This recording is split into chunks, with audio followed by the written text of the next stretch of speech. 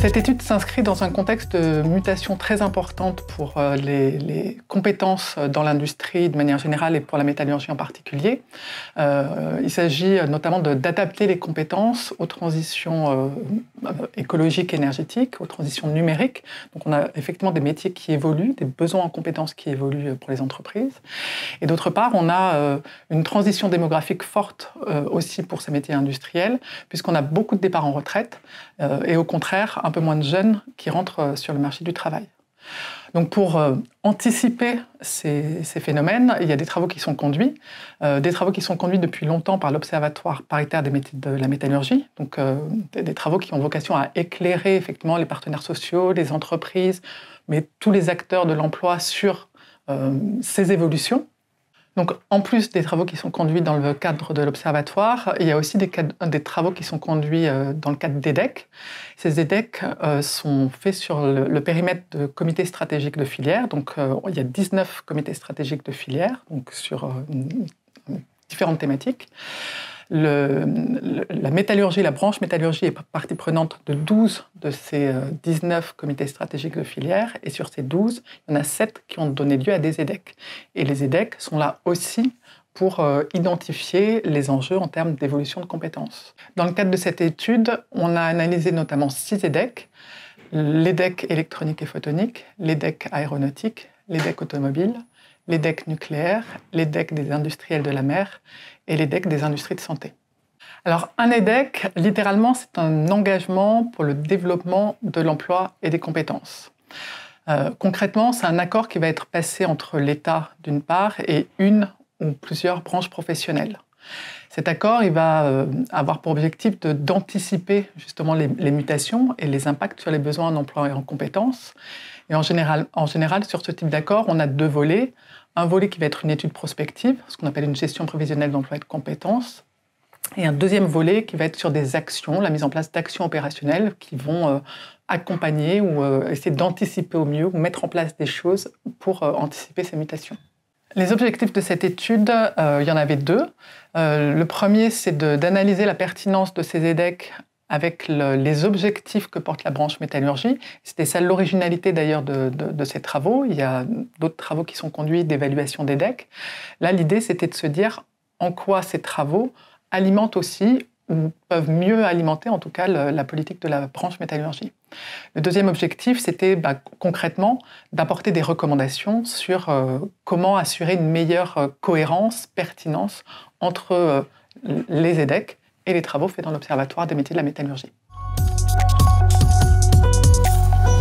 Cette étude, elle va s'adresser déjà en premier lieu effectivement à toutes les parties prenantes des travaux de l'Observatoire paritaire et des EDEC, donc les partenaires sociaux, donc représentation patronale et salariale, les branches professionnelles bien entendu, l'État et plus globalement l'ensemble des acteurs qui s'intéressent aux problématiques emploi-compétences. Dans le cadre de cette étude, il y a 4 messages clés qui sont ressortis de l'analyse transverse de ces 6 EDEC. Le premier message clé concerne le périmètre d'analyse. Et effectivement, ce qui a été mis en avant, c'est que les périmètres d'analyse ne sont pas toujours les mêmes entre les EDEC et ne sont pas les mêmes entre un EDEC et les travaux de l'Observatoire. Donc ça, c'est un premier point qui est important parce que pour pouvoir rendre les choses cohérentes et s'assurer qu'il y ait une bonne coordination entre les travaux, il faut parler sur un même périmètre. Le deuxième message de cette étude concerne la gouvernance, avec effectivement quelque chose qui est très positif, puisque l'intérêt des EDEC, c'est que la gouvernance des EDEC intègre l'ensemble des acteurs parties prenantes des problématiques emploi-formation, avec effectivement, dans le cadre de la gouvernance d'un EDEC, donc dans son comité de pilotage concrètement, on va y retrouver l'État, donc via la Direction générale des entreprises et la Direction générale de l'emploi et de la formation professionnelle, la DGEFP.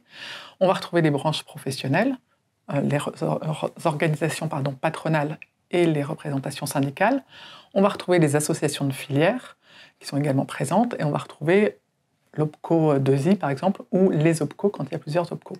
Donc, ce qui est très intéressant et ce qui est très pertinent dans l'EDEC, c'est cette gouvernance qui permet d'avoir autour de la table l'ensemble des acteurs qui vont être là pour mettre en action les recommandations qui sont faites, puisque c'est eux qui, effectivement, sont les premiers intéressés sur ces problématiques emploi-compétences. Le troisième message, c'est que ces EDEC, et donc les livrables issus des EDEC, sont tout à fait en phase avec les objectifs emploi-compétences de la branche métallurgie. Ça, c'est plutôt effectivement quelque chose qui est très positif. Donc effectivement, on a analysé l'ensemble des livrables qui ont été rendus dans le cadre de ces EDEC au regard des 5 grands objectifs de la branche métallurgie. Et on a regardé effectivement, est-ce que cet EDEC contribue à répondre à cet objectif ou pas. Le quatrième message, c'est qu'aujourd'hui, il y a trop peu de liens entre les travaux qui sont faits par l'Observatoire de la métallurgie et les travaux dans le cadre des EDEC. Trop peu de liens, c'est pas qu'il n'y en a pas du tout, mais c'est vrai qu'on s'est rendu compte que parfois, il y a des travaux qui préexistaient au sein de l'Observatoire et qui sont peut-être insuffisamment utilisés dans le cadre des EDEC, ou inversement, des travaux d'EDEC dont on ne voit pas ensuite le lien avec les travaux faits par l'Observatoire. Suite à cette étude, on a élaboré 3 livrables que vous allez retrouver sur le site de l'Observatoire des métiers de la métallurgie. Un premier qui est le rapport complet, donc où on reprend chacun des EDEC de manière plus précise, une synthèse en 4 pages et un document qu'on appelle le document support de présentation orale qui peut être utile pour présenter à d'autres personnes les principales conclusions de cette mission. À l'issue des travaux, on a fait des recommandations qu'on a donc partagées en 3 grandes familles de recommandations. Une première famille de recommandations sur l'évolution et les suites du dispositif EDEC. Dans ces recommandations, on a 4 grandes recommandations, que sont d'une part le fait de mieux cadrer le périmètre de filière dès le départ, d'autre part de communiquer, et c'est vrai que ça c'est un enjeu qui est extrêmement important, et je pense que toutes les parties prenantes en ont conscience, c'est-à-dire que pour favoriser la mise en action, il faut mieux communiquer, plus communiquer à l'ensemble des parties prenantes sur les territoires, auprès des organismes de formation. La troisième action, c'est de favoriser le dialogue social au sein des EDEC, puisqu'on s'est rendu compte qu'effectivement les partenaires sociaux sont mobilisés dans les COPIL de manière systématique, mais parfois de manière moins systématique au sein des COTEC. Donc ils ont parfois le sentiment d'être chambre d'enregistrement.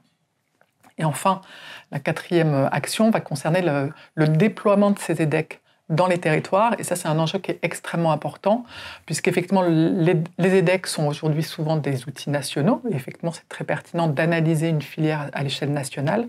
Par contre, pour la mise en œuvre opérationnelle d'action, on se rend compte que le périmètre territorial et à minima régional est un périmètre qui est pertinent. La deuxième famille de recommandations concerne plus la branche métallurgie et comment la branche peut mieux se saisir de ces outils EDEC pour sa politique de branche. Par rapport à ça, on a 2 grandes actions. Le premier, c'est de communiquer, là aussi, et de communiquer les résultats des EDEC à l'ensemble de la branche, au national, mais aussi au régional, puisqu'effectivement, la branche métallurgie a aussi une représentation et des représentations régionales, et c'est un outil de diffusion qui est extrêmement important. La deuxième action concernant la branche, ça va être d'accentuer l'utilisation, on va dire, des EDEC pour la révision de ces formations et de ces certifications.